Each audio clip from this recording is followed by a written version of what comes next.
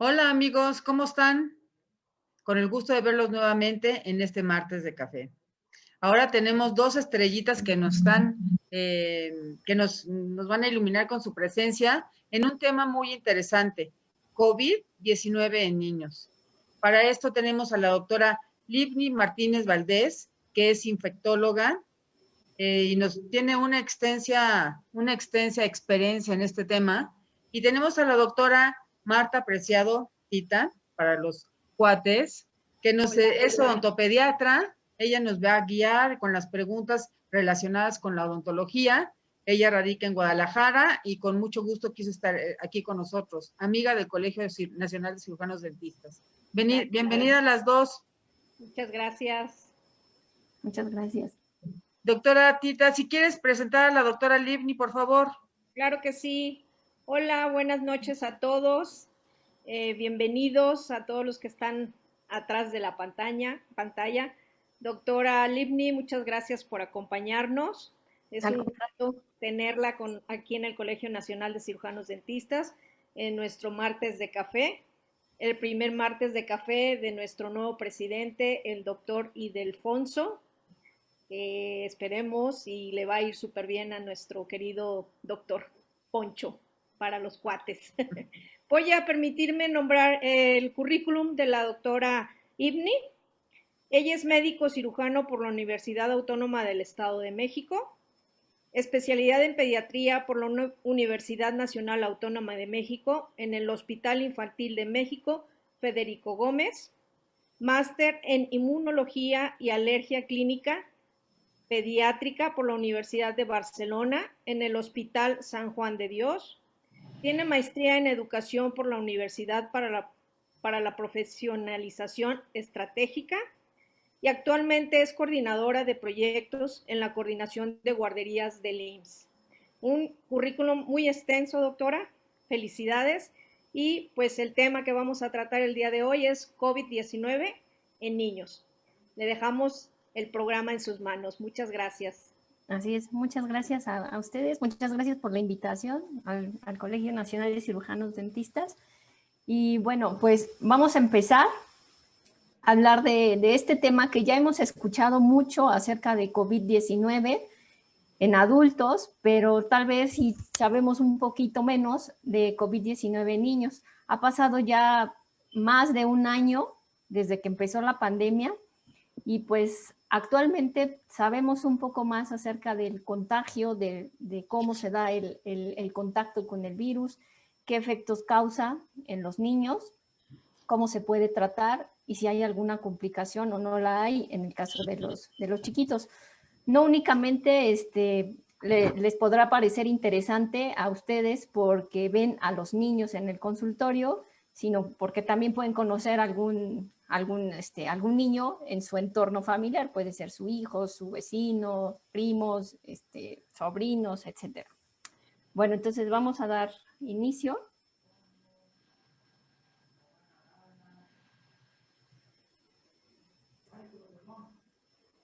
Ay, creo que no va la siguiente.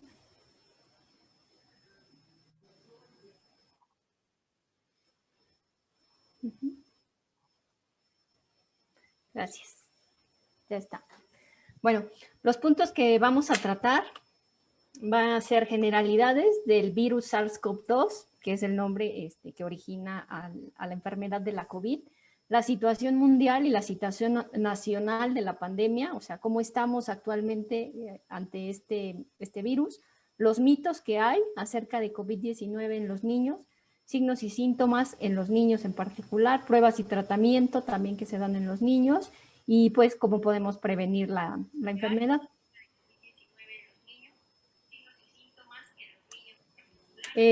Bueno, vamos a empezar sabiendo qué es el coronavirus o por qué esta enfermedad se está denominando así.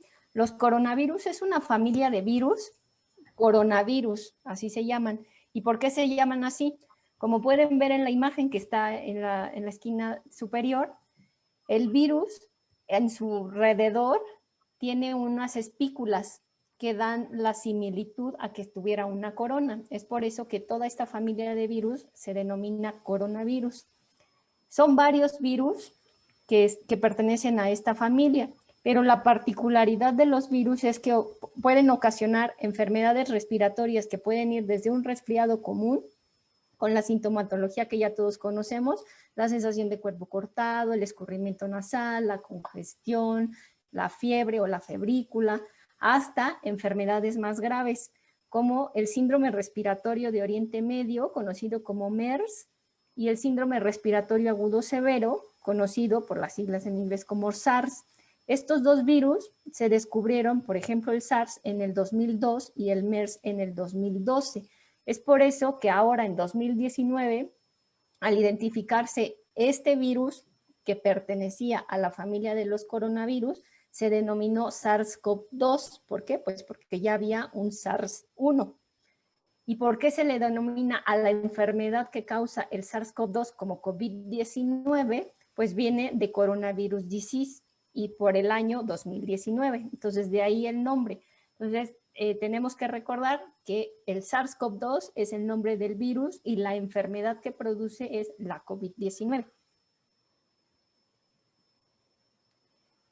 Esta enfermedad, la COVID-19, tiene como varias categorías. Puede ir desde la forma asintomática, que ¿qué quiere decir? Que no tenemos ningún síntoma ni nos damos cuenta de que pasamos la enfermedad, pero ya la tuvimos.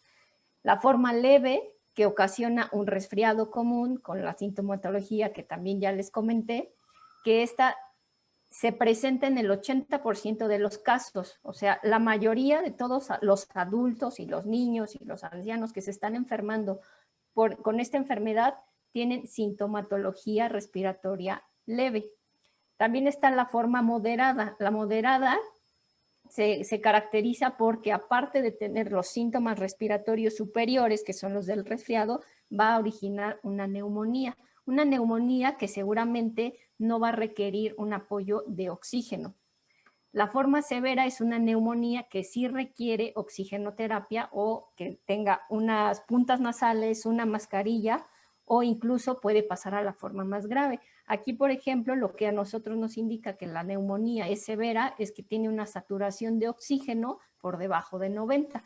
Por eso las recomendaciones que se han dado a la fecha es de que si se sabe con diagnóstico de COVID, necesitan tener un oxímetro de pulso para estar verificando la saturación que tienen. Y la forma crítica, que es la forma más grave, es una neumonía severa que requiere intubación, o sea, que requiere el manejo de la vía aérea a través de un tubo y una máquina que esté haciendo la función que hacen los pulmones. Y además de eso hay daño a otros órganos y sistemas. Por ejemplo, ahí en la imagen que les puse, con la letra A identifican lo que es una neumonía moderada, que tiene unas manchitas abajo. Esas manchitas las está ocasionando la infiltración o el acúmulo de secreciones que está ocasionando el virus. Y en la otra lámina, la B, vemos una neumonía severa, que seguramente evolucionará a crítica, y vean, los pulmones es la parte que está de color negro. Se debería de ver todo negro porque es aire. Entonces aquí lo que estamos viendo es que hay infiltración ya en las dos áreas pulmonares, y todo eso pues es secreción, es moco. Ahora el contagio. Aquí pues ya sabemos que el virus se transmite por gotas respiratorias que se generan con la tos o el estornudo. Por ejemplo, al hablar nosotros expulsamos algunas gotitas. Esas gotitas pueden llegar hasta 1 metro de distancia de otra persona. Y al toser o estornudar, la fuerza con la que salen esas gotitas que nosotros expelemos al hablar, normalmente al hablar van a salir a mayor distancia, que son 4 metros. Es por eso que las recomendaciones dicen que no estemos con otra persona a una distancia menor a 1.5 metros. Por esto, porque para hablar nosotros podemos contagiar a una persona a 1 metro de distancia. Ahora, es muy importante los aerosoles. Los aerosoles son estas gotitas que tienen menos de 5 micras y que esas son las que pueden llegar hasta los bronquios. O sea, no se quedan en la vía respiratoria superior, sino que llegan hasta los bronquios directamente por ser tan pequeñas. Estas Generalmente este medio de contagio, esta forma de contagio se da en la toma de muestras. Por eso las personas, si han visto que les hacen toma de muestra de PCR, que se hace a través de la nariz o la boca para llegar a la garganta, usan toda su protección. ¿Por qué? Porque se van a acercar a la boca en donde pueden expelerse estos aerosoles de menos de 5 micras. Entonces, en las tomas de muestras y en la intubación. Y pues aquí es importante el riesgo, o sea, hacer ver el riesgo que corren ustedes como profesionales de la salud, pero sobre todo que van a trabajar con el área de la boca. Ustedes trabajan con aerosoles de menos de 5 micras. O sea, no se diga si les tose o si les estornuda a una persona. El simple hecho de tener la boca de paciente abierta, están expuestos a estos aerosoles de menos de 5 micras. Entonces, formas de contagio comprobadas son estas dos, las gotas y los aerosoles. Ahora, punto aparte va a ser las superficies. Muy al inicio de la pandemia nos instruyeron a que teníamos que limpiar todas las superficies, o sea, ponerle el Lysol, poner toda la solución clorada, limpiar a detalle todas las superficies. Esto ya actualmente hay muchos estudios que están demostrando que por las superficies es una forma poco probable de contagio. Eso nos da un poco de alivio porque entonces ya podemos bajar un poco nuestra obsesión de limpiar totalmente las superficies, sobre todo de la casa, no así del consultorio. De la casa sí. ¿Por qué? Pues porque basta con limpiar con agua y jabón, o sea, mantener una casa limpia. No hay que estar rociando todas las superficies porque no es necesario. Si la forma de contagio, entonces va a ser poco probable. Se dice que 1 en 10,000 casos está siendo contagiado de esta forma, entonces es muy baja la probabilidad de contagio. La transmisión del aire a distancias mayores de 1 o 2 metros, en este caso yo diría mayor de 1.5 a 2 metros, también es poco probable.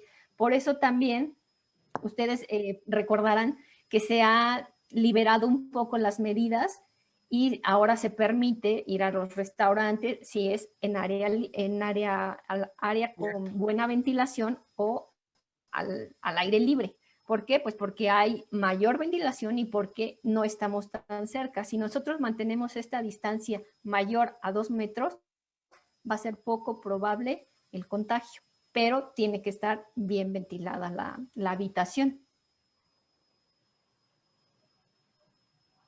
Y lo que les decía, que hay estudios, hay datos epidemiológicos y estudios en donde hablan de estos factores de transmisión. La transmisión superficial no es la ruta principal que propaga el virus. Se considera entonces que es de bajo riesgo.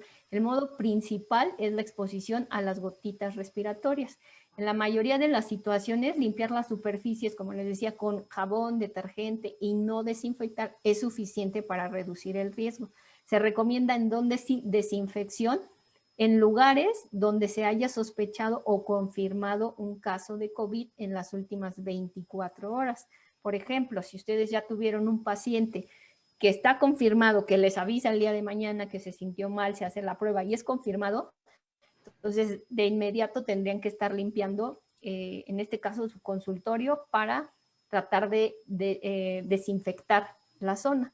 En la primera imagen les pongo porque hay mucha gente que al inicio de la pandemia hacía lo que está en la imagen, lo que es el señor, o sea, estar poniéndole solución, Lysol y demás a las cajas, a todo lo que recibía, a la comida del súper y demás. Esa pues es nada más, no hay nada más necesario que la fruta, la verdura, algo que nos vamos a comer, desinfectarlo antes de comerlo, lavarnos las manos. Por ejemplo, en el caso de esta persona que les pongo ahí en la imagen, que está desinfectando la caja, pues tiene mayor riesgo porque está él tocando directamente la caja. ¿Y qué va a pasar después? Seguramente deja la caja porque ya la dejó limpia y no se lava las manos. Entonces el riesgo ahí es por no lavarse las manos, no porque la caja lleve el virus. Lo que sí es recomendable es limpiar las zonas o las áreas donde hay mayor cantidad de gente, mayor flujo de gente, o por ejemplo las chapas, que es algo que constantemente está cogiendo las personas y son de distintas, que vienen de distintas familias. Ahora, hablando de la situación mundial, estos datos son al 17 de abril, o sea, del fin de semana. Los casos de coronavirus a nivel mundial son 141.948.000 comparados con las muertes. Ustedes vean, o sea, el porcentaje es más o menos un 2.5% de las muertes. ¿Qué quiere decir? De todos los casos, estamos teniendo poquitas muertes a nivel mundial. La mayoría de los pacientes que enferman de coronavirus se recuperan, lo que también ya les decía, o sea, los síntomas, el 80% los tienen en su forma leve. Son pocas muertes, pero ¿qué pasa? Al estar todo el mundo contagiado y este virus circulando por todos lados, pues va a haber una gran cantidad de muertes porque hay una gran cantidad de personas contagiadas.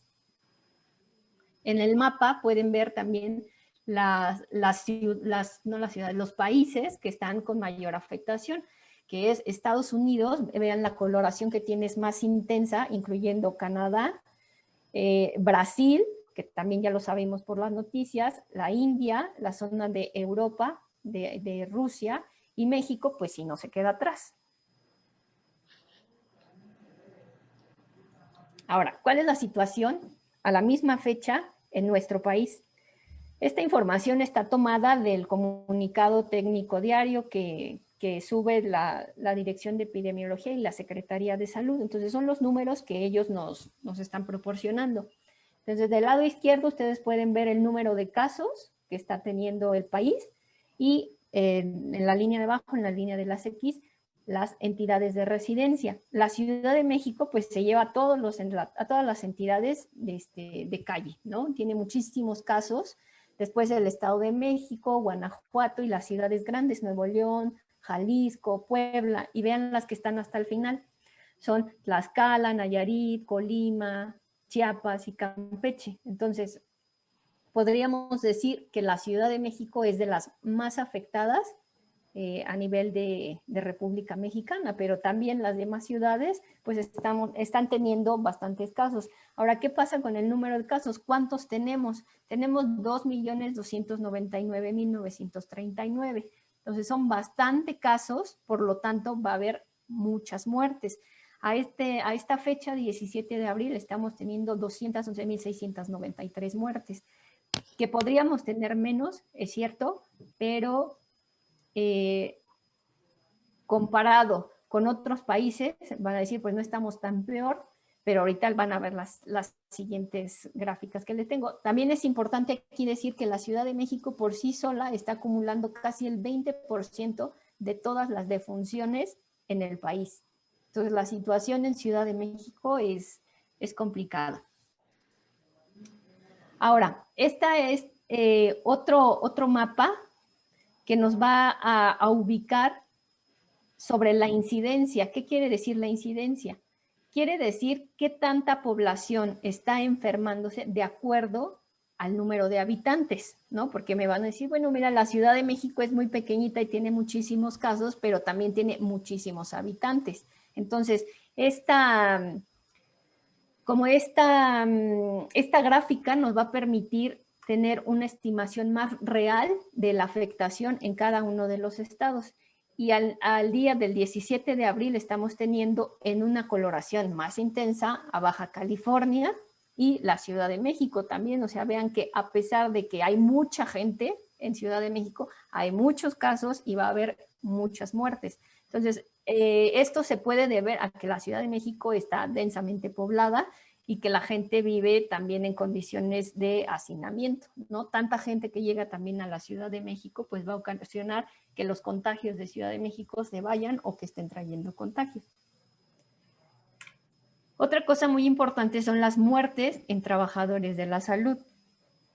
México está ganando en las estadísticas en el número de muertes de personal de salud. Y no me refiero con personal de salud únicamente a los médicos, a los intensivistas, a las personas de medicina interna, o sea, gente que trabaja directamente en el hospital, sino también a los médicos que están trabajando fuera de hospitales. En este caso, pues sería a los odontólogos, ¿no? Porque la mayoría, me imagino, tienen consultorio privado y también están entrando dentro de estas estadísticas, desgraciadamente, en la que México está muy por arriba del número de muertes en el área de América.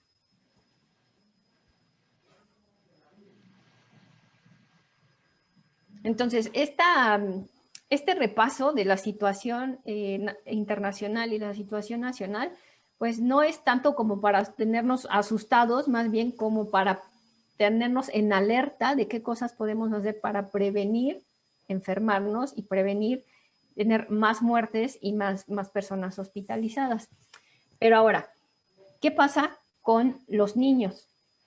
Hay varios mitos que tenemos que erradicar de nuestro país, sobre todo, porque está haciendo que más gente se contagie y sobre todo que más niños se contagien. El primer mito que tenemos que romper es que a los niños no les da COVID. Y esto sí lo he escuchado en varias gente afuera en la calle, que creen que los niños son inmunes y que el COVID no les afecta a ellos, que solamente es cosa de los adultos y adultos mayores. Pues esto es algo totalmente falso. Los niños de todas las edades, o sea, llámese recién nacidos hasta los 18 años, se pueden enfermar de COVID-19. ¿Y qué datos apoyan esto? Pues la Academia Americana de Pediatría ha informado ya que en Estados Unidos la proporción de casos que son niños son 8.8 del total de todos los casos. Entonces no es nada despreciable el porcentaje. Y en México, al 28 de febrero, teníamos 74,404 casos. ¿Qué representa esto? 3.2. Entonces, vean, la cifra ya no es tan alta como la de Estados Unidos, pero ¿qué pasa en Estados Unidos? En Estados Unidos sí se está haciendo pruebas a los niños, cosa que en México no. Entonces, también a eso pudiera deberse este bajo porcentaje que tenemos nosotros identificados de casos en niños. Oye, doctora, nos están preguntando si a los niños se les puede hacer la prueba de hisopado nasal o la orofaringia, pero sí se les puede hacer o no existe aquí en México. Sí, de hecho son las mismas pruebas que se hacen en adultos las que se pueden hacer en niños, pero ahorita también lo vamos a revisar. Pero okay, sí, son las mismas. Ahora, la susceptibilidad a la infección en la infancia aumenta con la edad. Pues ustedes pueden ver en este cuadro que sí se puede ver que a mayor edad la susceptibilidad a la infección crece. Estos datos son también de Estados Unidos, en un seguimiento que se hizo de marzo a diciembre del 2020, en el que pueden ver después de las líneas azules que están la edad de 0 a 4 años, de 5 a 10, de 11 a 13, 14 a 17 y 18 a 24 años. Entonces, el porcentaje de niños enfermos de 0 a 4 es 7.4, después aumenta a 10.9. Después vuelve a disminuir de los 11 a los 13 años a 7.9, de los 14 a los 17, 16.3 y 18 a 24, 57.4. Entonces, sí se puede ver en esta imagen, en esta tabla, que pudiera ser que la susceptibilidad a la infección esté aumentando con la edad. También aquí se ve si hay más niños. ¿Esta infección tiene que ver con algún problema sistémico en los pacientes pediátricos?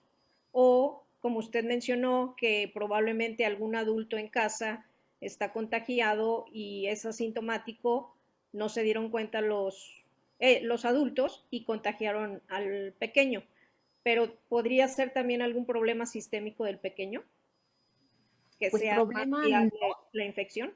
Pues problema no, al contrario, yo creo que entre menores la edad están teniendo menos proporción de casos, o sea, menos niños enfermos, y estas son teorías, no está totalmente probado, pero pudiera ser que aunque los niños tienen un sistema inmunológico no un tanto inmaduro, o sea, sí completo, pero no tan maduro, el hecho de estarle administrando las vacunas que se dan a temprana edad estimule a su sistema inmunológico y con esto combata a este virus. O también porque puede ser que en el mismo momento tenga la presencia de dos virus diferentes, por ejemplo, el rinovirus, ¿no? El que causa el resfriado común, y se encuentra en el mismo momento con el virus del SARS, pudiera ser que el primer rinovirus que lo encontró primero no deje que el virus del SARS-CoV-2 se instale. Ya. Entonces son teorías nada más, pero todavía no se sabe precisamente por qué o específicamente por qué a los niños no está afectándoles tanto como en el caso de los adultos. Y también en la imagen se puede ver como ya los adolescentes, y ya cuando llegan a la edad madura, 18 a 24, aumenta la enfermedad, ¿no? El porcentaje de personas enfermas. También pudiera ser porque estas personas salen más que los niños. Sí, Pues por están más. los hábitos de la vida cotidiana, ¿no? Sí, los adolescentes ahora están ya más desesperados, quieren salir y se salen con los amigos, se salen al Claro. más, entonces tienen también mayor probabilidad de contagiarse de esa manera. Sí, tienen menos cuidado que un bebé, ¿verdad? Exacto. Uh-huh. Entonces, en cuanto a esto de los niños tienen menos probabilidad que los adultos de tener infección, también ya hay varios estudios. Aquí les puse, por ejemplo, 3. El primero dice que diversos estudios en población menor de 18 años en diferentes partes del mundo han revelado que la proporción de niños es de 1 a 6.3. Recordemos que en Estados Unidos era de 8.8. Entonces, en la mayoría de los países se ve de 1 a 6.3. Nuestro país tenía 3.2. O sea, el más alto está siendo en Estados Unidos. Otro ejemplo es que varios estudios sugieren que personas mayores están más predispuestas al COVID y que la edad promedio de aparición va a ser de 55 años. Entonces, la edad en la que se está enfermando la gente es en la edad productiva, ¿no? Gente que está saliendo a trabajar. Un estudio de transmisión también del SARS-CoV-2 en escuelas, este es muy importante, en escuelas del Reino Unido reporta que de un total de 210 casos vinculados a un brote de esta enfermedad, el 73% sucedieron en el personal versus el 27% sucedió en los niños. Entonces, los más afectados ya en un entorno más cerrado como es una escuela están siendo los adultos y no tanto los niños. Correcto. Doctora, hay una pregunta aquí de Guadalupe Velázquez. Dice, en su escuela más considerable, ¿cómo se podría eliminar la fibrosis de pulmones y en cuánto tiempo estaría más estable? ¿Pero la fibrosis pulmonar en los niños? Ajá. Pues sí. Es que un niño tiene una fibrosis pulmonar ya como una comorbilidad, sí es un factor de riesgo para tener mayores complicaciones si es que se contagia por virus de SARS-CoV-2. El tratamiento para los niños depende, es muy particular para la enfermedad, si es fibrosis quística o si es fibrosis causada por alguna otra causa. Okay. Y otra pregunta que están haciendo es, ¿qué saturación maneja un niño en una situación de salud? O sea, que esté enfermo de COVID. No, que esté saludable, no enfermo. Un niño saludable debe de estar arriba del 94%. Ninguna persona, es similar que el adulto, pero ninguna persona va a estar en 100%. Pero sí, arriba del 94 se considera que está en valores normales. 94 a 96. Y ya en peligro de enfermedad o de contagio de COVID, ¿qué saturación? ¿A partir de qué saturación podemos considerar que el paciente presenta problemas respiratorios a causa de COVID? Pues con los niños ya abajo del 94 tenemos que estar más alarmados. Si baja de 90 ya es indicativo también como en el adulto de ir a un hospital para atención. Correcto. Gracias. Pero sí, los valores de saturación son los mismos. Perfecto. Ahora, otro mito que es que los niños son grandes propagadores de la infección. Esto pues es falso. Se podría decir que son menos infecciosos, pero tampoco hay que confiar. O sea, el hecho de que sean menos infecciosos no quiere decir que no son infecciosos. Sí pueden contagiar, pero lo son menos que los adultos. Diversos estudios en escuelas informan que las tasas de transmisión se han reportado 3 a 4 veces superiores cuando el caso índice, o sea, cuando el primer caso ocurre en un educador que cuando ocurre en un estudiante, siendo más común la transmisión docente-docente, o sea, de adulto a un adulto, que de un niño que contagia a su profesor. ¿Y esto por qué en escuelas? Porque en México pues sí están cerradas todas las escuelas, pero en otras partes del mundo están abiertas de manera parcial o no cerraron. Exacto. Entonces es por eso que se han podido hacer estudios en escuelas. Ahora, lo que sí es cierto es que los niños suelen ser asintomáticos o tener una sintomatología leve. En la gran mayoría los niños van a ser síntomas leves o no van a tener ninguna sintomatología de COVID. Según un estudio en el que se analizaron más de 2,000 niños enfermos, más del 90% eran asintomáticos o tenían síntomas leves de la enfermedad. Y los síntomas que va a tener un niño son los típicos de infecciones respiratorias agudas y generalmente de tipo superior. ¿Cuáles son los signos y síntomas? Bueno, vamos a tener síntomas respiratorios, gastrointestinales y otros. Respiratorios, la tos, la dificultad para respirar, escurrimiento nasal, congestión, dolor de garganta, incluso llegan a referir un poco de dolor en el pecho o una sensación extraña en el pecho y pérdida del sentido del olfato.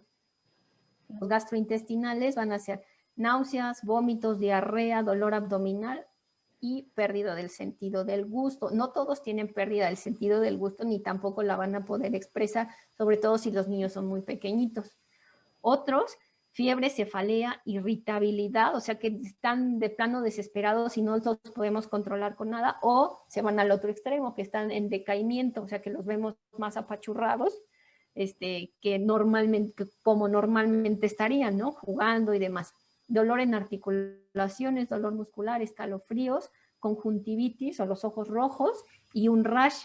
No todos van a tener toda la sintomatología, pueden tener alguna de esta sintomatología. Y como verán, son signos y síntomas inespecíficos. O sea, ninguno nos dice esto es COVID.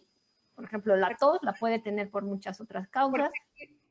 Aquí, doctora, perdón, podríamos confundirnos nosotros en el momento en que el niño le están erupcionando sus dientes. ¿Sí? Hay muchos pacientes pediátricos que al momento de erupción dental presentan fiebre o febrícula, algunos niños diarrea, o irritabilidad. Entonces podríamos confundirnos en la erupción dental, si acaso ese pequeñito en ese momento está en proceso de erupción y tiene COVID, entonces ahí ¿qué podríamos realizar el estudio de PCR para valorar al pequeño? Ante la duda, sí, pero por ejemplo, si es por una erupción dental, pues generalmente se ve inflamada la encía. Sí, y está como que masajeándose mucho o metiéndose las manitas mucho a la boca. Sí, él solito se está rascando y en este caso, pues no va a tener eso. O sea, si tiene fiebre, la fiebre también, en el caso de las erupciones dentales, la fiebre suele ser baja o febrícula. O sea, ni llega la fiebre de que es 38 grados. Sí. Entonces, eso también nos orienta para diferenciar, pero ante la duda, pues hay que hacerle la recomendación a la mamá de que lo lleve al pediatra mejor para que lo termine de revisar y ya quedarnos más tranquilos. Ah, correcto. Entonces, oye, doctora, como les decía, son muchos los síntomas. Claro. Me están preguntando si se realiza una prueba orofaringia, ¿es mucha la diferencia con una hisopada nasal o cuál es mejor? Generalmente hacen las dos. Cuando van a hacer una prueba de PCR, se toma muestra o sea, metiendo por la nariz el hisopo o el cotonete gigante que le dicen, llega hasta atrás en la nariz y hasta atrás en la orofaringe. Entonces, generalmente se toman las dos muestras, no nada más una. Ok. Entonces, quedamos ya claros en que COVID-19 en niños va a iniciar con síntomas respiratorios leves. Los principales son fiebre, tos, irritabilidad, seguidos de estornudos, rinorrea, congestión. Puede haber o no síntomas gastrointestinales, que son la diarrea, las náuseas, etcétera. Generalmente 2 o 3 días. Y se ha reportado que la mayoría de los pacientes que se van a encontrar en las primeras etapas cuando son hospitalizados. ¿Esto por qué? Pues porque ante un niño enfermo, generalmente los papás lo llevan rápidamente a la valoración por el pediatra o al hospital. ¿No? O sea, tardan menos en recibir atención que podría ser un adolescente que se aguanta o no dice nada, o que un adulto que también se aguanta y se mantiene en su casa. Entonces, esto también es bueno para los niños porque pues ante cualquier cosa la gente los está llevando, los papás los llevan a atención más temprana. Los signos, siguiendo con esto de signos y síntomas en niños, entonces la infección en los niños se modifica un poco. ¿Se acuerdan que les había hablado de los adultos 5 categorías? En los niños está la leve, moderada, grave y crítica. La leve, bueno, ya entendiendo que hay asintomáticos, ¿no? La leve, infección de vías respiratorias superiores, o sea, es una gripa con todas sus características, ¿no? Tiene el escurrimiento nasal, tiene la congestión, está muy irritable, les puede decir que le duele la garganta, que duele el pecho. En la enfermedad por COVID moderada ya va a tener una neumonía, pero en el caso de los niños, ya la neumonía, ya no nos esperamos a que sea moderada o que sea grave, se va al hospital para estar garantizando el aporte de oxígeno necesario y para estarlo hidratando. Eso es fundamental para el tratamiento de las neumonías en los niños. La neumonía grave entra a terapia intensiva, claro, si se tiene la cama libre en terapia intensiva, y puede o no requerir intubación, pero a los niños los tenemos como mejor controlados en ese aspecto. Y la forma grave está asociada a otras complicaciones, también como en los adultos, ya va a tener inflamación en el resto de otros órganos y tejidos. Puede ser que se empiece a afectar el hígado, se empiece a afectar el riñón, puede tener diarrea y demás complicaciones. Incluso convulsiones también se pueden asociar a unas formas críticas de la enfermedad. Entonces, aquí, ¿qué es lo importante? Que se conozcan los datos de alarma para los niños. Uno es la respiración rápida, el tiraje intercostal, quiere decir que se le hunden las costillas, o sea que si le quitamos la playera o la camiseta, podemos ver cómo entre las costillas se están moviendo los músculos de esta zona para tratar de reforzar la respiración. Se escucha un quejido o un silbido que está teniendo el niño. La coloración morada o azulada alrededor de la boca, que se conoce como cianosis, también es muy importante. Fiebre que no se controla fácilmente, o sea que ya lleva 2 días con fiebre, que a pesar de que le están dando tratamiento, le están dando medios físicos, no se controla fácilmente. Dificultad para beber o para amamantarse en el caso de los niños pequeñitos que están tomando seno materno. Entonces el niño deja de comer, eso pues ya es indicativo de que algo está pasando con este bebé, con este niño. El niño se ve más enfermo, o sea, tiene un resfriado que ya está evolucionando, ya se empieza a ver más cansado o más agitado, está somnoliento o está irritable. Cualquiera de las dos en los niños es un dato de alarma.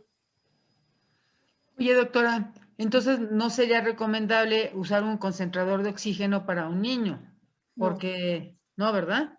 No, porque el control que puede tener la mamá, el papá en su casa no es lo ideal para los niños. Los niños evolucionan más rápido. O sea, un niño lo podemos ver con cierta cianosis y en 2 horas ya puede requerir intubación. Entonces es muy importante llevar a los niños, cuanto más pronto se tenga la sospecha, la duda, lo que sea, o contactar con el pediatra o llevarlo a valoración a urgencias. Ok.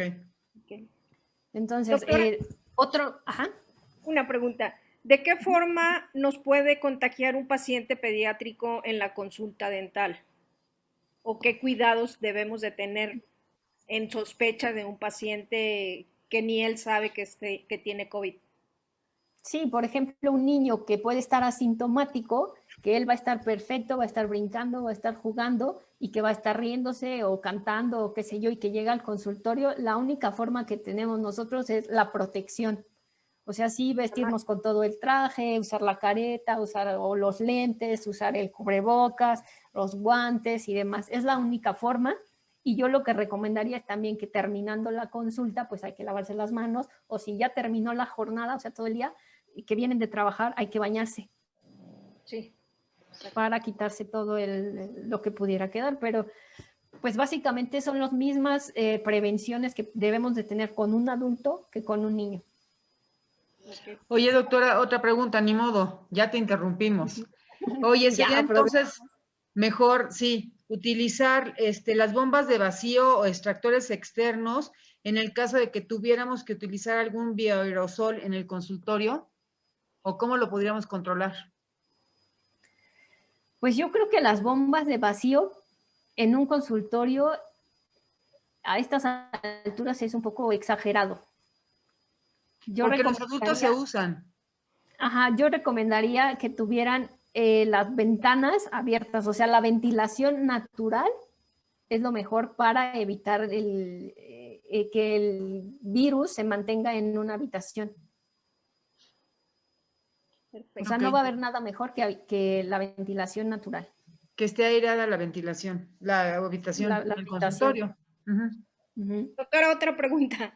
Dice aquí la doctora Díaz, un paciente con asma, ¿qué cuidados debemos extremar? Si es un asma alérgica, pues tratar de evitar que esté en contacto con a lo que es alérgico. Y si no, mantenerle un tratamiento de mantenimiento que el alergólogo generalmente lo da. Es un tratamiento para evitar que tenga alguna exacerbación o alguna crisis asmática. Son los mismos cuidados que si está el asma controlado, son los mismos cuidados que cualquier otro niño, o sea, no tiene nada en particular que hacer extra, siempre y cuando la enfermedad esté controlada. Perfecto. Muy bien, gracias. Bueno, les decía, otro mito en cuanto al COVID-19 en los niños es que solo los niños con enfermedades asociadas, el asma, por ejemplo, que decían, pudiera estar relacionado con desarrollar COVID grave. Aproximadamente una cuarta parte de los niños que están infectados por SARS-CoV-2 pueden tener enfermedades asociadas, o sea, no es nada despreciable una cuarta parte de que los niños con enfermedades o comorbilidades, como también se llama, se contagien por este virus. Se sugiere que sí pueden conducir a un riesgo mayor de desarrollar una forma severa, pero no es exclusivo. Entonces, no solo hay que cuidar a los niños que tienen alguna enfermedad asociada, sino en general a todos los niños. ¿Por qué? Porque todos pueden desarrollar una condición severa o incluso llegar a la muerte, y los lactantes menores de 6 meses son más susceptibles. ¿Qué enfermedades son las asociadas? Enfermedad crónica, cardiopatías, que son también tanto frecuentes en los niños más pequeñitos, enfermedad respiratoria crónica como el asma, el cáncer, la desnutrición. También un niño desnutrido tiene su sistema inmunológico comprometido. La obesidad, lo mismo. La obesidad es un estado proinflamatorio, entonces también puede conducir a una forma severa de COVID-19. Enfermedades o condiciones con depresión del sistema inmunológico también. Enfermedades neuromusculares. Neuromusculares, por ejemplo, los pacientes que tienen alguna discapacidad o que están la mayor parte del tiempo acostados o que tienen alguna dificultad en la caja torácica, también podrían estar más propensos a desarrollar una forma severa. Y la diabetes también en los niños se ha asociado a formas severas de esta enfermedad, al igual que en los adultos. Entonces, vean las enfermedades y también es el comportamiento que estamos viendo en los adultos. Ahora, las pruebas. De las pruebas, aquí les puse los números 1, 2 y 3 para que vean cuál es la mejor y así hacia abajo. La ideal o el gold estándar es la PCR. La PCR se llama así porque es una reacción en cadena de polimerasa. Va a detectar la presencia del material genético del patógeno, en este caso del virus SARS-CoV-2. Entonces, es la mejor prueba que existe para detectar si una persona es portadora o está enferma está infectada con este virus. ¿De dónde se extrae la muestra? Como ven en la imagen, es a través de las fosas nasales o de la garganta del paciente. Es la prueba más fiable porque puede detectar al virus en las fases iniciales o cuando existe la sospecha. Entonces está indicada para los que tienen síntomas y como los que no tienen síntomas. Por ejemplo, los niños, ¿no? Entonces sí se hace la misma prueba. Es la más costosa y la que tarda más en dar el resultado. Ahora ya no tardan tanto, lo que están tardando son 24 horas, 48 horas, que ya no es tanto. Como al principio de la pandemia esto tardaba semanas, ¿no? Una semana o 2 semanas. Sí, claro.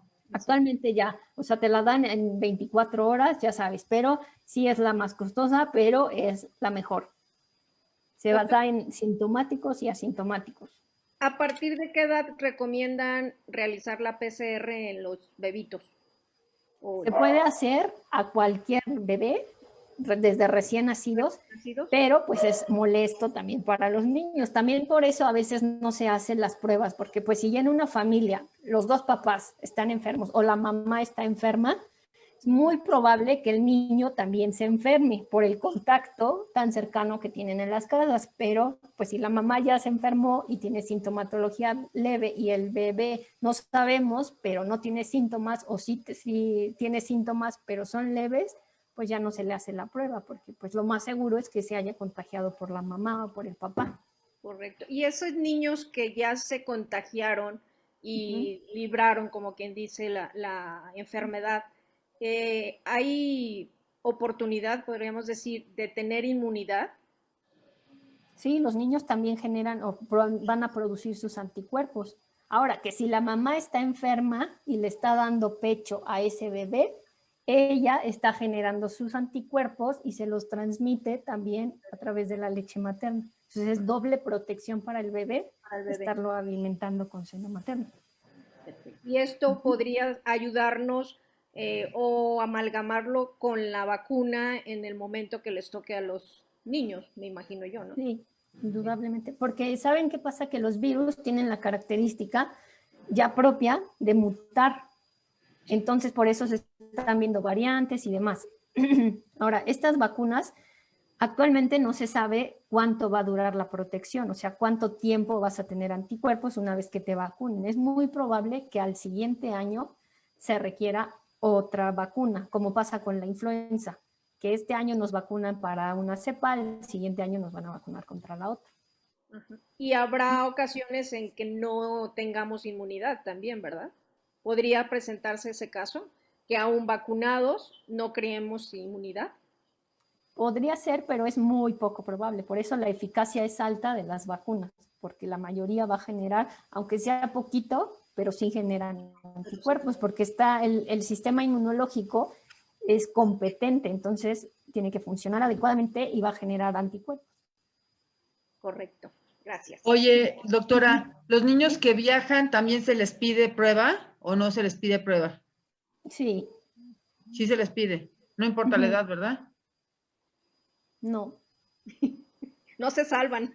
Pues sí. No se salvan. Pues no. Nadie. No hay de otra. Nadie se salva. El que quiere viajar a Estados Unidos, sobre todo, te piden la prueba. Sí, para Europa también ya van a pedir, entonces sí no hay escapatoria. Deberíamos de pedir para entrar a México también. Claro.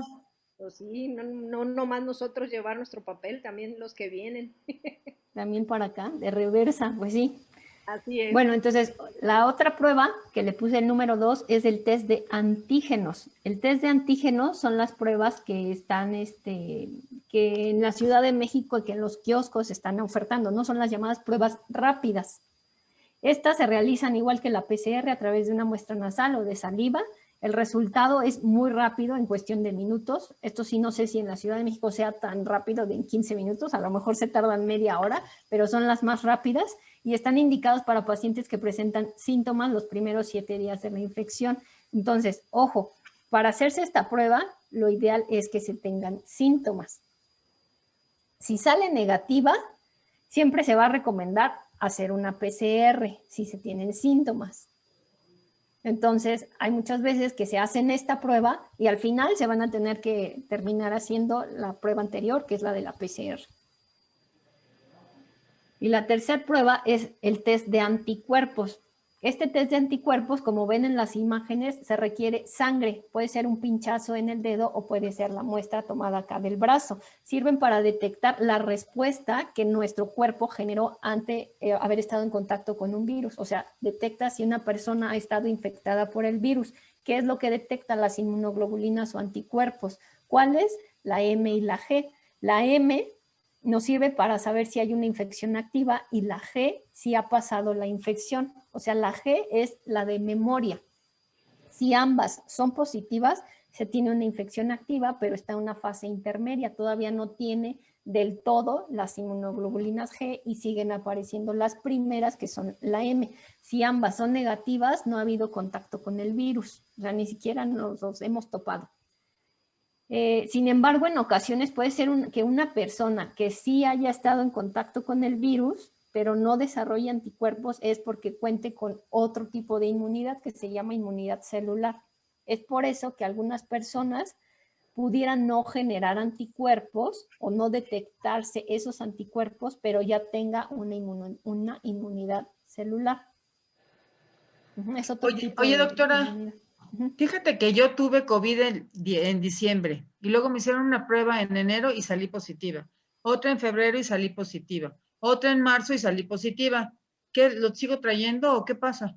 ¿Pero cuál prueba? ¿De PCR o de esta Me de hicieron serológica? 2 PCR y la última fue la IgM y la IgG y salí positiva. Sí, las PCRs pueden seguir saliendo positivas aunque ya la persona se haya recuperado porque detecta el material genético y el material genético se queda en las células de la garganta o atrás de la nariz, o sea, en la orofaringe o en la nasofaringe. Y como se está repitelizando el tejido, no es tan rápido. Entonces, hay algunas células ahí que ya son viejitas y esas son las que están teniendo ese material genético del virus que se está detectando en las pruebas de PCR. Entonces, sí, puede ser que 3 meses después siga saliendo positiva. Pero no quiere decir que yo sigo contagiando a la gente. No, porque el virus después de los 10 días solito se muere. O sea, los virus solitos terminan con su ciclo de vida y se acabó y ya entonces ya no hay más riesgo de contagio. El problema es los efectos que ocasionó ese virus en nuestro cuerpo, o sea, al desarrollar la respuesta inflamatoria. Ah, ok. Y estos son los datos que les prometí de los niños con COVID al 28 de febrero. De los 74.400 casos, ¿se acuerdan que les había dicho? Entonces, ¿cuál es el comportamiento respecto a los grupos de edad? En la primera columna podemos ver que la gran mayoría de los casos están sucediendo en niños de 6 a 17 años, o sea, niños y adolescentes, ¿no? Vean la imagen también en la gráfica. La mayor cantidad de casos es en niños más grandes, de 6 a 17 años. Ahora, ¿qué pasa con el grupo de los menores de 1 año, que es toda la fila que está en la primera fila? Estos niños tienen los mayores porcentajes de hospitalizados, de neumonía, de hospitalización dentro de una terapia intensiva, de intubación y de fallecimiento. Entonces, a los niños con los que tenemos que tener mayor cuidado es con los menores de 1 año, específicamente los menores de 6 meses, pero yo les diría, todos los niños hay que cuidarlos mucho, pero mucha atención con los menores de 1 año y menores de 6 meses. Ahora vean la gráfica en donde dice fallecidos, que es la última columna. El 30.9 de los fallecimientos está sucediendo en ese pequeño número de niños menores de 1 año. El 25.6 en el siguiente grupo de 1 a 5 y 237 en 237 niños con el 43.4% en el grupo de los 6 a 17 años. Entonces, el porcentaje de los niños menores de 1 año es muy importante en la cuestión de los fallecimientos. ¿Y eso a qué se debe? Porque pues, los niños de menores de 1 año son más vulnerables o pueden tener comorbilidades asociadas también. Ahora un comparativo de las muertes que suceden en niños contra los que suceden en México. Hay un reporte de varios países, o sea, Francia, Alemania, Italia, Corea, España, Inglaterra y Estados Unidos, o sea, son 7 países que tienen 259 muertes. Esto a febrero de 2021, niños de 0 a 19 años. La comparativa con México, 546 defunciones en menores de 18 años.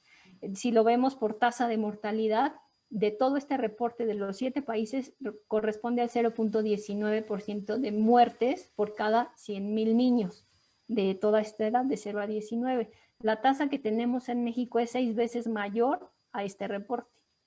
O sea, México contra estos 7 países y les ganamos 6 veces.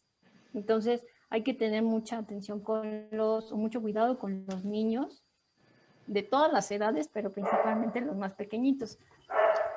Ahora, este síndrome inflamatorio multisistémico que se ha relacionado a COVID y que también hemos escuchado en noticias y que Estados Unidos y Brasil ahorita están teniendo muchos de estos síndromes, se cree que se trata de una respuesta inflamatoria postinfecciosa, o sea, semanas después de que el niño estuvo enfermo por SARS-CoV-2.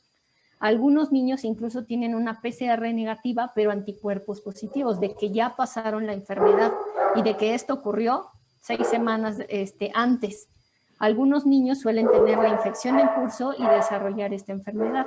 Entonces, ¿por qué es importante este síndrome? Porque los órganos de todo el cuerpo se inflaman gravemente. El corazón, pulmones, vasos sanguíneos, riñones, aparato digestivo, cerebro, piel, ojos. O sea, todo el cuerpo se inflama como consecuencia de haber pasado la infección por este virus.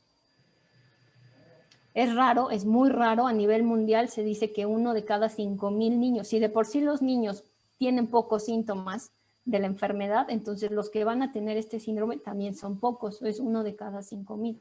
Esto con datos igual de febrero.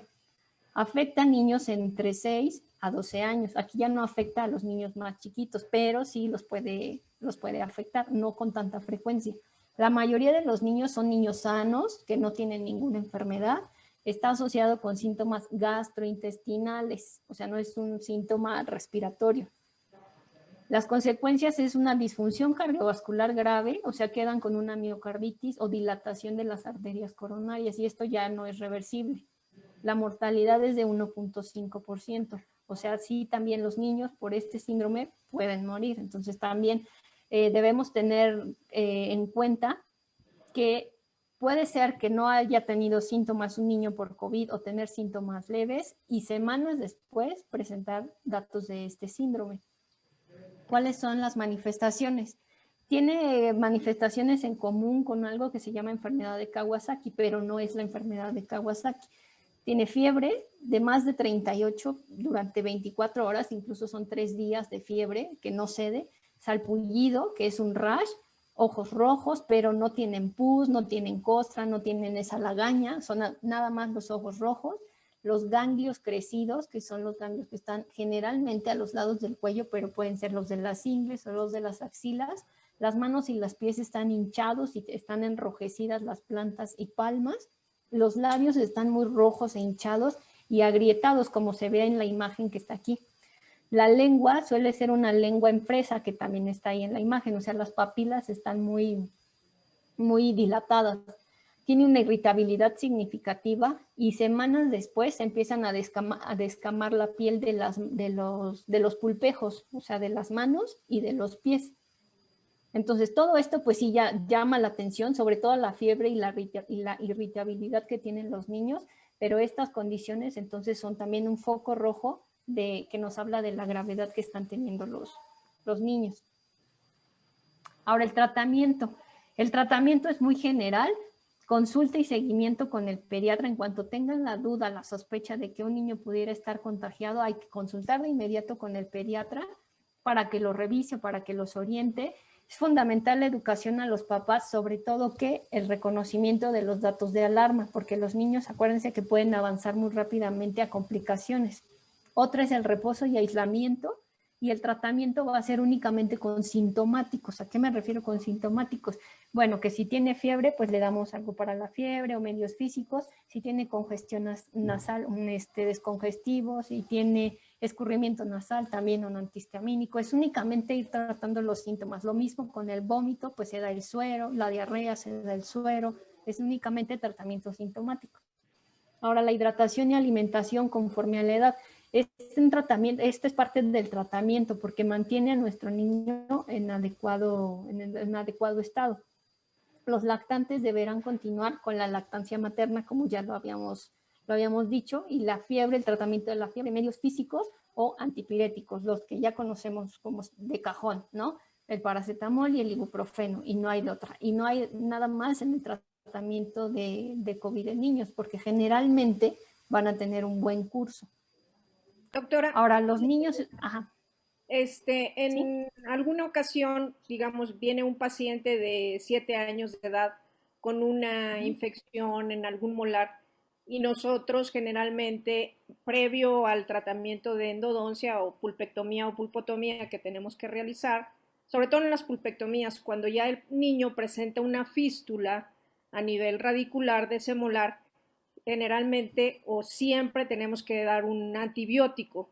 Nosotros podríamos afectar en ese momento, si ese paciente tiene COVID, y yo le administro antibiótico, ¿puedo camuflajear el problema o No, no interfiero en la situación del COVID al verle yo administrado un antibiótico? no, de ninguna forma, porque incluso cuando los niños tienen faringitis o infecciones respiratorias y que se trata de un virus y el pediatra o el médico le da un antibiótico, hasta la mamá nos dice, pero es que no le está haciendo efecto porque el niño tiene síntomas, tiene fiebre y el antibiótico no le hace efecto. O sea, tienen mecanismos de acción diferentes, entonces no afecta. Ok, o sea, sería El local virus va, proceso sí, infeccioso dental. Correcto, gracias. sí, el virus si se instala va a producir los síntomas que normalmente produce. O sea, él se replica, se reproduce y ocasiona los síntomas. Correcto, gracias. Ahora, otro mito, los niños están exentos de contagio en sus casas. Esto es falso. ¿Por qué? Porque la principal ruta de transmisión para COVID ha sido la agrupación familiar. O sea, los niños están enfermando en su casa en porcentajes de 56 a 82%. ¿Y esto por qué? Pues por el contacto más estrecho que tienen los papás con los niños, ¿no? Y que en casa pues ya no usamos el cubrebocas y demás. Entonces, sin embargo, una madre con COVID, esto también es importante que lo recuerden, puede, y que está en periodo de lactancia, bueno, no solo puede, debe continuar amamantando al bebé usando ella su cubrebocas, pero lo puede seguir alimentando, por lo que ya decíamos que ella le va a transmitir los anticuerpos que esté formando ella a través de la leche materna. Correcto. Entonces, doble protección para el bebé. En cuanto a la prevención, lo principal va a ser el cubrebocas. Bueno, Cubrebocas de 3 capas. A los niños a partir de los 2 años sí, ya se puede utilizar. pero yo no los escucho a ustedes. Se está escuchando, doctor. Sí. Hola, doctor. Los niños. Se escucha. ¿Cómo está, doctor? Bienvenido. Ah, ok. Bueno, ¿ya me escuchan? Sí. Ya. Ah, sí, es que tenía problemas de sonidos que no los escuchaba ya a ustedes. Muy buenas noches a todos. Lili, un abrazo desde acá, desde Sinaloa. Igualmente, doctor, felicidades. Bienvenido al colegio. Gracias, doctora Tita, muchas gracias. Hola, saludos, doctor. Y Un abrazo. nuestra querida ponente, doctora Livni Martínez, Saludos. muchas gracias por la interesante charla. No, gracias a ustedes por la invitación. Bienvenido. No, pues qué bueno que haya esa disposición de su parte para que nuestro querido Colegio Nacional siga en la capacitación, que es una de las finalidades que se tiene como organismo profesional, de estar al día, tanto en la información odontológica, pero también en los tópicos de enfermedades que nos conllevan, ¿verdad? Hoy en día el tema COVID, muy interesante. Sí, y cómo cuidarse. Sí, decirle que más o menos hemos estado familiarizados un poquito de historia. Estoy al frente de la dirección de un centro de salud urbano en Guamúchil, Sinaloa, la tierra de Pedro Infante, y precisamente desde que llegué hace un año con COVID, tuve la fortuna de tener un epidemiólogo aquí trabajando con nosotros y tenemos un filtro de ingreso al centro de salud, donde es interesante el tema infantil, porque hasta ahorita que se lo estoy viendo con usted, no se le ha puesto mucho interés en muchos lugares el que el niño te puede contagiar, ¿verdad? Y es algo muy importante que desgraciadamente nuestras autoridades nacionales no quieren entender que el cirujano dentista y el otorrinolaringólogo, no, sin menospreciar las demás carreras de la medicina, pues estamos expensos a infectarnos, ¿verdad? Así es. Sí, Así es. bastante. La exposición es brutal. Exacto. Y luego con los números que da ahorita al final, que es la primera vez que los veo, la verdad la felicito con esta información y nos ponemos a trabajar un poquito aquí en Sinaloa para ayudar un poco en la información esa, vale la pena. Y a decirle a nuestros colegas que estemos pendientes, que no bajemos la guardia, que aunque estemos vacunados unos cuantos, nos congratulamos en Sinaloa a tener una excelente relación con las autoridades del sector salud, con el doctor Encinas Torres, amigo nuestro, y ya calculo yo que de un 60 a un 70% del gremio odontológico, al menos del Colegio Nacional, se ha logrado que se vayan vacunando, unos por mayor de 60 y los otros por ser del área de la salud. Ahí vamos caminando. Así es, Poco a poco, doctor. pero sí. Pues estamos Pero ya a la sería- orden. Si tienen alguna pregunta, con toda confianza. Agradecer a todo el gremio de México, de los odontólogos, a mi querido Colegio Nacional. Primero que nada, pues agradecer también el gran apoyo que ha tenido y que ha dado interés a este colegio, al doctor Carlos Carmona, un excelente presidente que tuvo nuestro colegio, una vara muy alta para igualarla, pero como les dije el día de la toma de protesta, el viernes, ante nuestro querido Consejo Consultivo que preside nuestro querido amigo el doctor Alfonso Carrillo Rivera, sinaloense en Los Mochis también. Nos sentimos orgullosos de que él dirige las riendas, y el amigo Ricardo Rey, que siempre hemos estado en comunicación, como así todo el Consejo Consultivo, muy agradecido con ellos, la confianza que nos dan, y pues estamos prestos y listos para trabajar por la odontología mexicana con nuestro querido Colegio Nacional. Así es, mi doctor, pues hay que echarle muchas ganas porque la situación del país, del COVID, y como lo estamos viendo aquí con la doctora, está medio difícil, pero pues todo se puede y vamos a poder salir adelante y salir muy victoriosos. No, y una cosa muy interesante, felicitar a todo el gremio odontológico, porque sin presumirlo, yo creo que somos de los pocos profesionales de la salud que nos han educaron desde los primeros semestres a utilizar cubrebocas, guantes, lentes, que viene siendo uno de los medios de protección. Y ahorita utilizar la careta, pues no es extraño, porque hay ciertas especialidades que ya la han estado usando. E invitar a todo el gremio general de dentistas generales para que también se protejan como si fueran a trabajar con un paciente muy infectado. No confiarse, todos los pacientes donde menos esperan los pueden contaminar. Entonces, eso es algo muy importante. No bajar la guardia, hay que seguir trabajando, pero también tener esa intuición. Paciente que veamos nosotros con sintomatología gripienta, aguas. Vale más despedirlo de la sala de espera y que nos veamos mal según ellos, porque muchos se ofenden, pero lo sentimos mucho, lo revisamos en 15 días. Correcto. Sí, sí, sí. Así es, mi doctor. Se nos enojan los pacientes, pero ni modo. O sea, y más que si llevan a una persona, porque ya ve que, no sé, en otros lugares, pero en provincia, el ir al cirujano dentista parece que va la familia al circo. Llevan, como decimos aquí, casi hasta el perro, hasta la sala de espera para estar viendo qué le están haciendo al otro paciente. Y ahorita pues hemos tenido un poco más educativo con ellos, donde tenemos que decirles que la sala de espera, en caso de su servidor, que soy odontopediatra en 38 años, cametita, con la camiseta bien puesta, y pues nada más pedimos un adulto con el niño. También, que somos colegas, así somos es. cameta con la manzana bien puesta, ¿no? Cameta Team. Ándele. ¿Verdad? Doctora Livni, a lo que mencionaba el doctor y de Alfonso, ¿cómo podemos manejar esa parte cuando vemos sospecha en la sala de espera a un niño que viene con algún síntoma raro? ¿Cómo lo podemos manejar en su experiencia? ¿Qué nos puede decir? Pues yo diría que le doy la razón al doctor, porque aunque se enojen, pero sí tienen que mandarlo a sugerirle amablemente a la mamá o al papá al que lo acompañe, que ante esa sintomatología y en este momento de pandemia, pues lo mejor es que primero lo revise su médico de confianza, y que pues sí, que ustedes lo van a programar o reprogramar para dentro de 15 días. O sea, dejar pasar esos 14 días es fundamental para que el niño se recupere, deje de ser infeccioso, o incluso los papás, porque si ya un niño va medio gripiento, cuidado con los papás, porque seguramente ellos van a tener sintomatología similar. Perfecto.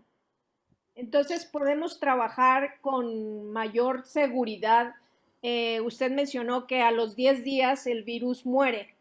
Digamos que mi paciente de 9 años de edad tuvo COVID y vino a los 15 días ya a tratamiento. Ya no hay tanto probabilidad o no hay probabilidad de contagio, ¿verdad?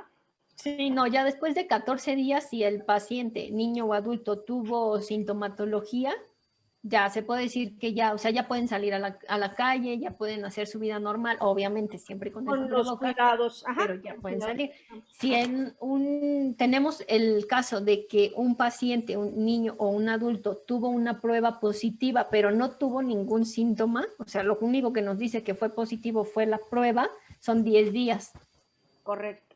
Sin sintomatología. Con sintomatología son los 14 días. Ah, correcto. Y un síntoma muy, muy significativo, doctora, que me tocó verlo aquí, vivirlo ya con niños, igual que los adultos, vienen por cuadros gripales, pero resulta que traen lo que son las fauces, los pilares amigdalinos en un rojo intenso que parece que se les va a reventar. Y yo tengo entendido que es una característica muy importante, ¿no?, de presencia de COVID. Sí, y no solo de COVID, o sea, indica que hay una infección, puede ser una bacteria, puede ser cualquier otro virus, pero pues ahí nos indica que está teniendo un proceso infeccioso, porque sí, no tiene que estar hiperémica la región, sino ahí nos dicen que hay algo. No podemos estar seguros si es COVID, pero de que trae una infección, pues seguramente sí la trae. Oiga, otra cosa, ya ve que pues por la edad de los pacientes, regularmente al paciente adulto los medicamentos que nosotros estamos aportando a través del call center que vienen a recogerlos aquí al centro de salud, viene siendo acitromicina, paracetamol y también loratadina. Ahí en el caso de los niños, a lo que he visto yo a los médicos que les mandan nada más paracetamol y loratadina, ¿está bien el tratamiento? Sí, incluso la citromicina no está comprobado que ayude para el tratamiento de COVID, pero pues sí se está recetando en algunos lugares así como de cajón para el caso de los adultos. Para los niños el tratamiento, como generalmente van a ser asintomáticos o va a ser unos síntomas leves, es únicamente tratamiento sintomático, que puede ser el antihistamínico y el antipirético, analgésico, llámese paracetamol o ibuprofeno. O sea, necesitan muy poco medicamento.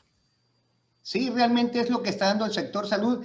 Les preguntaba yo a fondo a los epidemiólogos por qué la citromicina, y ellos me comentaban que uno de los efectos, la indicación de la citromicina realmente en medicina regularmente se manda con problemas de neumonías, y que profilácticamente pudiera, en ese sentido se empezó a manejar para que no tuviéramos problemas pulmonares.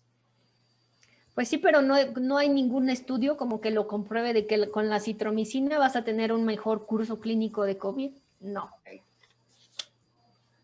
O sea, no está comprobado. No cabe duda que estamos ante una alteración multifactorial de síntomas, ¿no? Porque no es, hay unos que les duele la cadera, otros que vienen con diarrea, otros no tienen temperatura, hay multidefinidad de cuadros clínicos que no puedes detectarlos a tiempo, pero son sospechosos y eso es lo que estamos haciendo, mandarlos a su casa. Pues sí, en este momento cualquier síntoma de infección respiratoria ya es sospechoso. Cefalea, también la cefalea es muy importante para el diagnóstico de COVID, o el dolor muscular intenso, la sensación de que están cansados, pero más de lo habitual. Entonces es muy sugestivo de infección por COVID. Y sobre lo que se habla de la reinfección, doctora, ¿qué nos pudiera hablar de una segunda reinfección? Por eso se lo comento. Mi hijo, que tiene 30 años, él trabajó en un rastro TIF en Durango, y en el mes de abril le dio COVID. O sea, los 4 muchachos fueron contaminados y salió positivo con la prueba de cotonete. Los mandan a resguardo y le hacen la prueba a los 14 días, salió positivo. Le hacen la prueba otra vez a los 18 días para meterlos a trabajar. Otra vez positivo. Vino saliendo negativo hasta el 23º día, pero sus compañeros a los 18 días ya estaban negativos y los metieron al trabajo. Y coincidentemente, a los 3 meses, se contamina a través de una revisión del área médica de ahí del rastro TIF y vuelve a salir positivo, pero asintomático. Sí, como lo comentaba hace un ratito, la prueba puede salir positiva hasta 3 meses después de haber estado enfermo. ¿Por qué? Por la reepitelización de la mucosa. Porque el material genético del virus se queda alojado en las células y entonces eso es lo que reconoce la prueba. Entonces, como tarda bastante tiempo en reepitelizarse, o sea, en cambiar las células de la garganta, de la orofaringe a nasofaringe, por eso se sigue detectando tiempo después. Ya no quiere decir que esté en periodo de infeccioso ni que tenga la enfermedad, pero se va a seguir detectando. Entonces es por eso que se dice, ya después de los 14 días de que tuviste la sintomatología, ya eres libre, ya no eres infeccioso, puedes seguir haciendo tu vida normal. Ahora, ¿qué pasa con las reinfecciones? Sí pueden suceder, es muy poco, bueno, hay pocos casos documentados actualmente, pero sí hay casos en los que se ha visto reinfección. ¿Esto por qué? Porque incluso con las vacunas no se sabe qué tiempo va a durar los anticuerpos ahí en la circulación. Muy probable que dure menos de un año y se requiera una nueva inmunización, o sea, nuevamente la vacuna. Entonces es por eso que también se pueden reinfectar, porque a lo mejor la inmunidad no dura tanto. Oigan, ¿qué tal si acabamos la plática y ya vamos con todas las preguntas y comentarios? Adelante, adelante. Adelante. Gracias. Sí, ya casi, ya casi. A ver, entonces estaba en lo de la prevención, el cubrebocas, que es lo más importante y que sea de 3 capas, sea desechable o sea de tela. Los niños a partir de los 2 años ya pueden utilizar un cubrebocas, pero es muy importante que cubra la nariz y que cubra la boca. Y aquí en este recuadro les puse las características que debe tener un buen cubrebocas. Una capa interna de algodón generalmente, la media de polipropileno, que es como un plástico de tela, y la capa externa de polipropileno también, poliéster o sus mezclas, o los cubrebocas de triple algodón, triple capa de algodón, también funcionan muy bien. Aquí el ejemplo son de los quirúrgicos y el N95, que ese es el que yo sugeriría para las consultas de odontólogos, el KN95. El distanciamiento mínimo de 1,5 metros, muy importante en los niños que tengan sus esquemas de vacunación al corriente de todas las vacunas. Lavado de manos y uso de alcohol gel arriba del 70%, que no está recomendando los lactantes, o sea, no ponerle el gel a los bebés porque se lo van a chupar. La ventilación natural, no están recomendados los aires acondicionados, necesitarían cambiar o los filtros y tener un muy buen sistema de aire acondicionado, pero el aire acondicionado lo que hace es que cerremos todas las ventanas y prendemos el aire. Entonces, si hay alguien enfermo por ahí, asintomático, que tose o que estornuda, pues va a hacer que ese virus esté recirculando por toda la habitación. Es por eso que los aires acondicionados no se recomiendan, sino que se prefiere la ventilación natural. Y también es muy importante aislarse cuando se tengan síntomas de enfermedad o a mandar aislamiento al paciente cuando estamos detectando que tiene algún síntoma respiratorio. Bien. Ahora, en cuanto a las vacunas, no me voy a meter tanto en las vacunas porque pues están indicadas para adultos, pero aquí están las vacunas aprobadas en México. Hasta arriba viene el nombre de la vacuna, que es la Pfizer, la de Astra, la Sputnik, la CanSino y la Sinovac. Son las que están autorizadas actualmente. La eficacia, que se lo señalé con una flechita, pues hay variabilidad, ¿no? No quiere decir que no sirvan. Todas sirven, hasta la que tiene la más baja eficacia, que es la Sinovac. Todas funcionan. ¿Por qué? Porque lo que previenen son las formas graves de enfermedad o muerte. ¿Por qué es importante decirlo? Porque se ha hecho mala fama a algunas vacunas, por ejemplo la Astra, ¿no? Que dicen tiene 79%, entonces no sirve o no me va a funcionar, igual que, o de la misma forma que me pusieran la vacuna Pfizer. Va a generar una protección, no con el mismo porcentaje, pero genera una protección contra enfermedad grave o muerte. Entonces, ¿qué quiere decir? Que te puedes enfermar, sí, y te va a dar una sintomatología leve, pero con cualquiera te puedes enfermar. Ahora, el número de dosis, la única que tiene una sola dosis es la CanSino, todas las demás son 2 dosis, y el tiempo que pasa entre una administración y otra, pues es variable también de las vacunas. No quiere decir que tenga que ser a los 42 días o a las 12 semanas exactamente. Puede ser variable, se recomienda que sean pues incluso hasta 3 meses, como se están colocando actualmente. Entonces, una vez vacunados, es importante que esto nos va a proteger contra enfermedad sintomática, la hospitalización o la muerte, pero se tienen que seguir utilizando cubrebocas, ventilar espacios, evitar sitios concurridos. Cuando tenemos la protección inmunológica, después de 28 días de la segunda dosis o de la única dosis en el caso de la vacuna CanSino.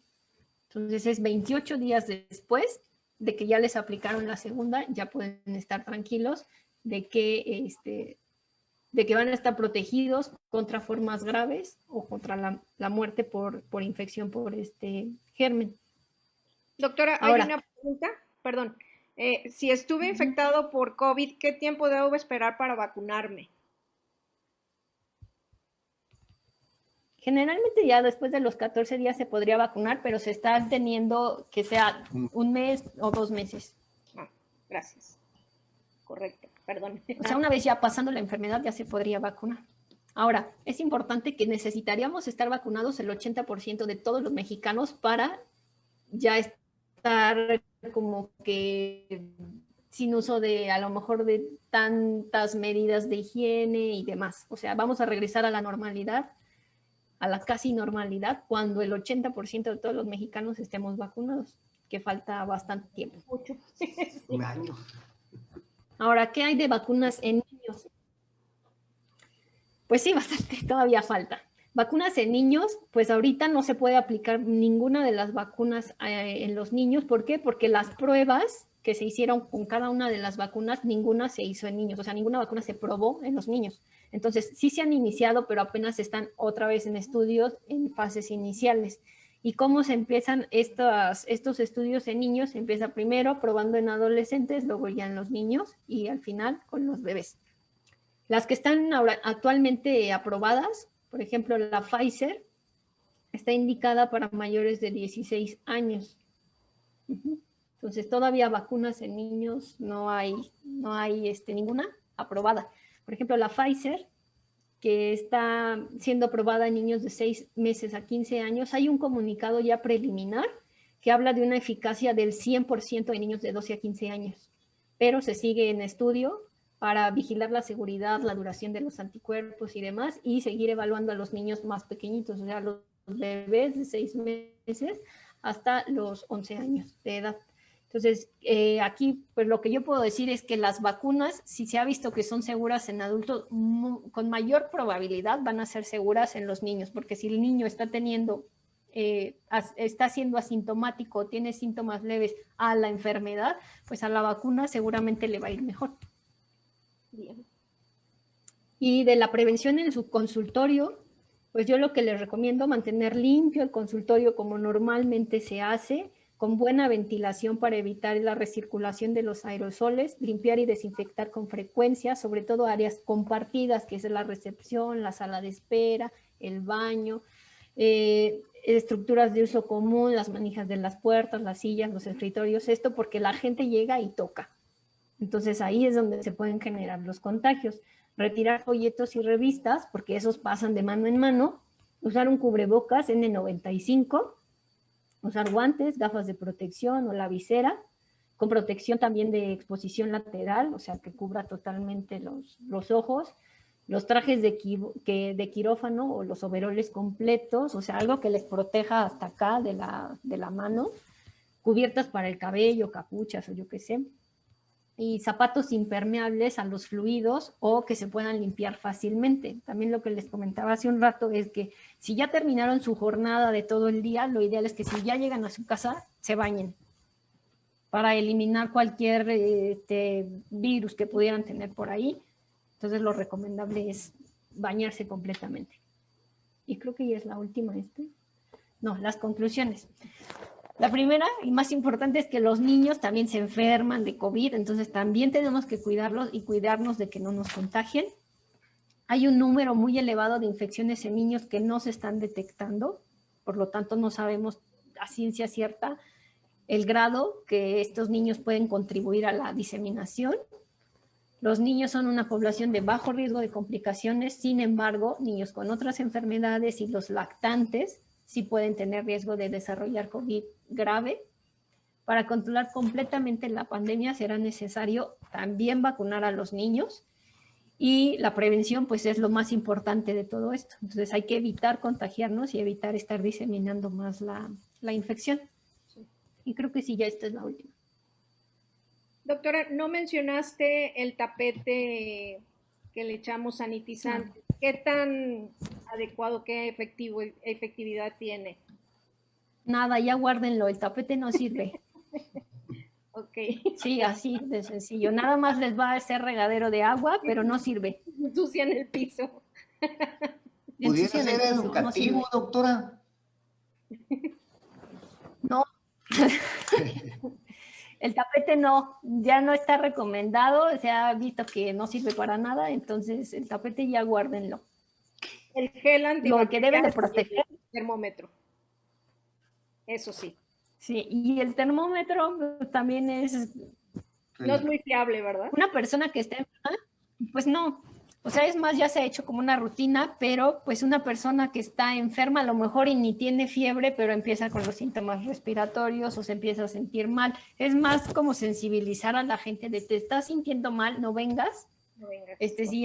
Si tuviste contacto con alguien enfermo, no vengas, porque a veces los termómetros o no los toman o no se toma la temperatura en donde debe ser y los termómetros que se están utilizando son los que no tocan la piel. Exacto. Entonces esos no nos dan una lectura ideal o cierta de la verdadera temperatura que está teniendo la persona. Correcto. Muy bien. Pues eso ya lo vamos a ir guardando entonces. Doctora, Sí, hubiera nada venido al más principio de la pandemia. Todo el mundo ya tiene tapete, termómetro, todo. Sí, todo. Y es que es lo que se recomendó inicialmente, pero pues no. Oiga, doctora, ¿pudiera influir un poquito eso en lo educativo hacia la gente? Pues que tú estás preocupado porque donde el área que tú tienes, estás preocupado porque esté sana, esté limpia, y al mismo tiempo darle certeza a nuestros pacientes que estamos preocupados por la sanitización y no poder no contagiar a nadie. Uh-huh. Pues sí, si es por educación, sí, y depende también a lo mejor y la zona en la que estén, ¿no? Porque hay gente que a lo mejor sí lo ve bien y otros ya van a decir, ay, ¿esto para qué me lo ponen? Así es. Ese se O preocupa. sea, a veces meten mucho lodo y demás, entonces sí, eso sí. Doctora, hay una pregunta de la doctora Elizabeth Martínez. Dice, doctora, ¿sabe si están dando alguna indicación para la farmacovigilancia de la vacuna después de la aplicación de la misma? Pues vigilancia sí se está haciendo. De todas las vacunas que se aplican, se tiene que anotar el folio, la fecha de aplicación, a quién se le puso, todos esos datos sí se tienen que almacenar por si alguna persona presenta algún efecto adverso, se pueda ir hacia qué folio tiene esa vacuna que se le aplicó. Ah, correcto. Sí, pero eso se hace con todas las vacunas. Oye, también yo sabía que no pueden tomar alcohol durante 48 horas. Está prohibido, ni cerveza ni nada. ¿Ni cerveza, doctor? Tampoco. No deben de en 24 horas porque no aguantamos más. Ah, sí, es eso. Porque la ansiedad les gana, pero en realidad así que hay una combinación extraña con la vacuna, ¿no? Pero pues es lo recomendable porque pudieran tener un efecto adverso por la vacuna y al estar en su borrachera, pues no se dan cuenta o algo, pero no es porque el alcohol interfiera con la vacuna, ¿no? Bueno, porque ya ve que el alcohol interfiere con ciertos medicamentos. Yo creo que por esa prevención lo mandan nomás, para que tenga un efecto más real y más potente. Ya ve que hay medicamentos que el alcohol influye en que baje su actividad. oye, doctora, me están preguntando que si es bueno desinfectar a los pacientes al llegar al consultorio con Lysol o Microdacil. ¿Está bien seguirlos? No, también había unas cámaras así que se ponían en las entradas, no sé, de centros comerciales y demás. Eso tampoco sirve. O sea, lo importante son las superficies de que mucha gente toca. Entonces, eso sí hay que limpiarlo. A las personas, aunque por más que las rocíes y eso, no influye tanto, porque recuerden que las superficies y demás no es tanta la probabilidad de contagio a través de ese método, sino más el de la respiración, el de toser, el de estornudar y tocar algo que tocó a alguien que estaba enfermo. O sea, se sonó, no sé, se limpió la nariz y después te da la mano, ahí sí hay alto riesgo de contagio. No tanto por la ropa. Oye, doctora, nos están preguntando que si hay alguna contraindicación de enviar analgésicos, antibióticos o anestesiar a nuestros pacientes después de que se colocaron la vacuna. Con esta vacuna no se sabe, pero pues con el resto de las vacunas pudiera ser que el paracetamol, o sea, el analgésico que se da para que no le duela la vacuna, sí pudiera interferir un poco con el efecto que esperamos de las vacunas. Entonces, lo ideal es no dar ningún medicamento a menos de que el efecto adverso sea fiebre. Entonces, si ya presentó fiebre, entonces sí, dar un antipirético. Ah, ok. Pero no se tiene que dar ningún otro medicamento, ni antibióticos, ni antihistamínico, nada. Excelente. Muy bien. Pues, ¿alguna pregunta que tengan ustedes? No, parece que no. Ya todo preguntamos. Muy, muy interesante, doctora. Muchas gracias por la información. Sí, me llevé más del tiempo. Según yo iba a ser muy rápido, pero no. No, excelente. Es que estuvimos interrumpiendo con preguntas y comentarios y demás, pero estuvo muy agradable y estuvo muy padre. ¿Ya se te quitó el nervio? Ya. Ni se notó. No se te notó nerviosa. Felicidades. No, muy bien, muy profesional. Muchísimas gracias. Estuvo muy interesante la plática. Creo que el público lo demuestra con todas sus preguntas y con la cantidad de gente que se unió. Y de verdad, te agradezco muchísimo porque es muy buena información para nuestros compañeros odontopediatras y en general para todo el gremio odontológico, todos los tips que nos estuviste dando y lo que debemos de tomar en cuenta para seguir con nuestra práctica profesional. Así es. ¿Cómo ve, doctor Poncho? No, excelente, Lili, felicitarte y agradecerte el apoyo que nos estás dando como Colegio Nacional con esta nueva administración, el llevar este tipo de conferencias que realmente son del día. Estas conferencias son del día. Nos da gusto que el gremio odontológico esté enterado. Gracias a la doctora Libby por ese apoyo que nos está dando. Esperemos que no sea la última vez que la tengamos con nosotros. Está muy interesante su plática y lo que nos pueda proporcionar para que el odontólogo siga ejerciendo su profesión de la mejor manera, se lo agradeceríamos bastante. Muchas gracias, doctor. Doctora Tita. Muchísimas gracias, doctora Libni. Fue una información muy interesante. Yo como odontopediatra tenía muchas dudas con respecto a la atención de mis pacientes, que bueno, gracias a Dios sí he tenido papás con infección o con enfermedad y sí me lo han manifestado, pero tenía esa duda cuando mi paciente es asintomático, ver qué debemos de hacer, ¿verdad? Pero muchas gracias, una información muy valiosa. Felicidades. Muy bien, doctora, muchas gracias. Pues, gracias. Miren, a nombre del colegio, Napo, si puedes poner la constancia, el agradecimiento.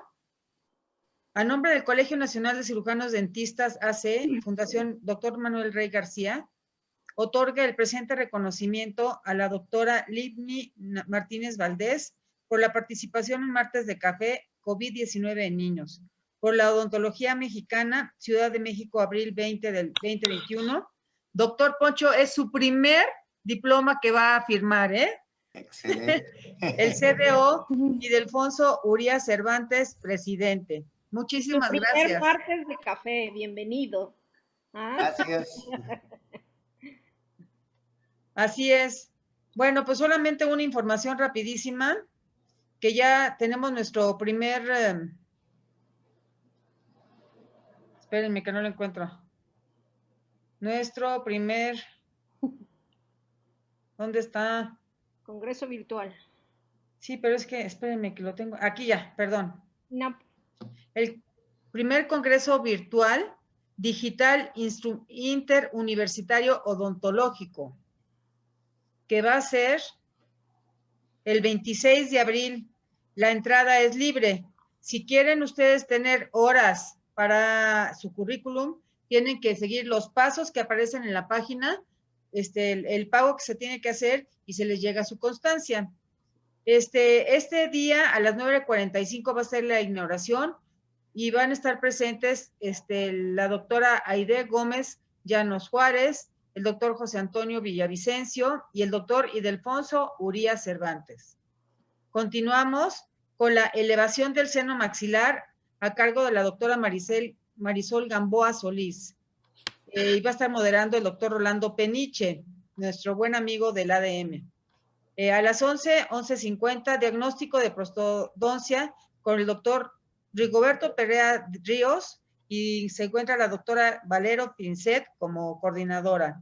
De 12 a 12:50, reposición de los tejidos de inserción supercrestal, aplicación clínica y justificación odontológica por el CDP Francisco Javier León Vigil de la Universidad de Baja California.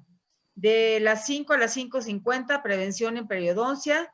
¿Cuál es el enfoque? Por la doctora Sara Ocaña Chacón. La doctora Yolanda Valero la va a dirigir, la va a presentar. De las 6 a las 6:50, alternativa quirúrgica y protésicas en implantología bucal, por el MED Raúl Ortiz González, Universidad de Baja California. Y a las 19:50, integración de las herramientas digitales en la odontología restauradora, Carolina Gutiérrez Pastrana y el doctor Rolando Peniche la va a moderar. Cierra a las 8:30 con la presencia de la doctora Yolanda Valero y el doctor José Antonio Villavicencio.